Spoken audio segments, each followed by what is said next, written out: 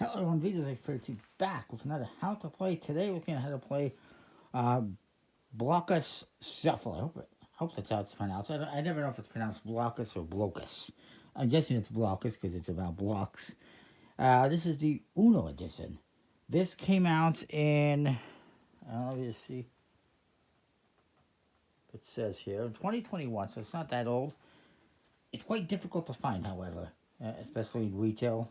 I got this on eBay if I recall. And you pay extra for that, obviously. But this is a game that sort of combines Uno with Blokus. Uh, Now there is a new version out you can get that's like released in Asia. That's like Pokemon or something like that. Not my cup of tea. Uno edition though. Now we're talking. In this game, you get 84 pieces in 4 colors, 56 cards, a game board, and the rules. Technically, it also has rules in French. The board is just this plastic board. It actually says here on the back of the board, well, it says made in China, but it also says 2013.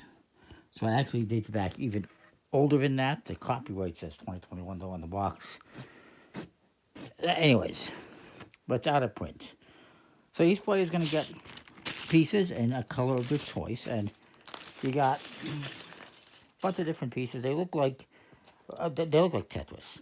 Let's put it that way.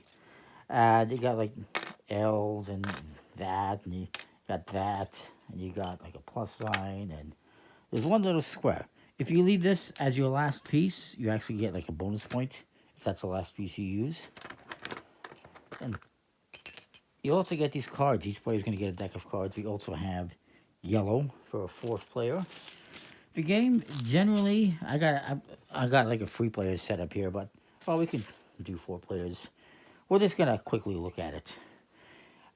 It's not very much Uno, if you will, but it has some elements of that. That's why the cards are here. I guess they're both from Mattel, so they're like, let's try to combine whatever games we can. Coming soon, Uno Monopoly. I'm guessing. I mean, you never know. um, so the cards you get look like this. They have different things. There's like 2 of each. These are nice plastic pieces. They're actually the same on both sides, and they got some nice texture to them. Anyways, let's get on with the game. Basically, you can play a card, play a piece, and then draw a card back into your hand. The only rule you need to remember is that every piece you play must touch another piece of your color, but only at the corners.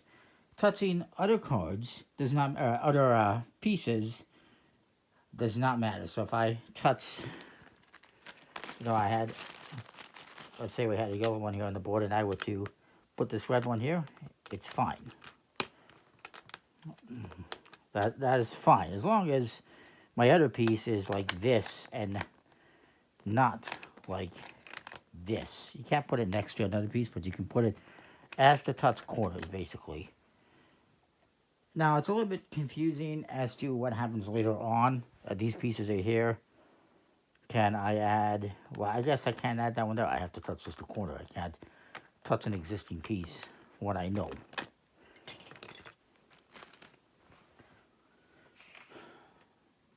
Now, to start off, starting with the first one, you go clockwise around the table. Everyone's going to select one piece, and you have to cover a corner square. So I could do like this if I wanted. As long as you cover the corner square. I mean, I could theoretically do...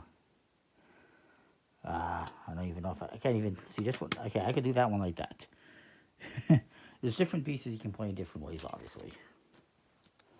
And you will keep doing this until you get to a point where nobody can play any more pieces. And then you will score your points. How you score your points is, let's say these are the pieces I have left at the end of the game. I got 4, 5, 6, 7, 8, 9 squares. That was my score. The least amount of points or squares wins the game. Is how you kind of play that game. And again, if you save your smallest one for the end, let me just double check here.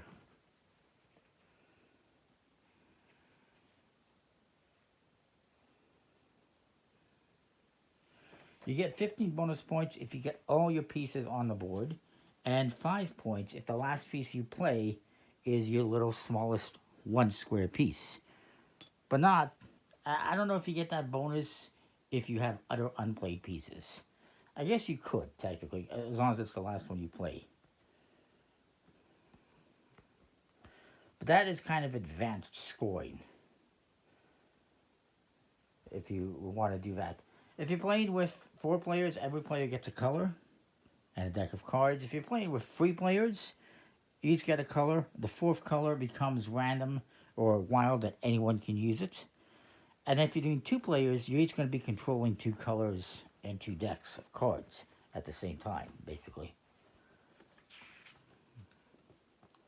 So you get 21 pieces and a 14 card deck. You shuffle up your cards, create a draw pile, choose a start player, and then you just go ahead playing cards and playing pieces. Let's talk about the cards here quickly. You got this one, which is a warp, and this one lets you move another player's piece to another legal. Let's just say my opponent has some pieces here. I can take one of the pieces when you play this card. You have to, and take this and put it in, let's say, another legal place. You're kind of trying to screw up your opponent a little bit, trip them up. This is just like Uno. It's a reverse. It changes the direction of gameplay from clockwise to counterclockwise and back again. This is a wild, again, just kind of like Uno. This lets you play a piece as if it was the color, as if it was another color. So again, let's go over here. Let's say my opponent, for some reason, has this over here. I can play this, this piece, for instance, as if it was a yellow piece. I declare that it's yellow, and I play it here. And actually, that one doesn't work. But I can put this one here. And as long as I follow the rules where I don't go next to the yellow one, and I play it as normal, I can actually play this here. That's how you can touch one of your colors to another color, is by playing a wild, because then it becomes another color. You declare what color it is. But of course, you cannot overlap or go next to the other colors. Normally, you can play next to another color like that, as long as you are touching, let's just say, well, let's just say for some reason this one was here. As long as I'm touching this corner here, I can touch any of those pieces I want. But my pieces, I can only touch the corner unless I play a wild card, which then I can make it any color and put it more or less anywhere I want, as long as it doesn't touch the other color, other than the corner. Hopefully that makes sense. Then this is a edge to edge. This is the other way you can play a card touching one of your cards. I can play this and play this card, this tile here, next to this one, touching edge to edge.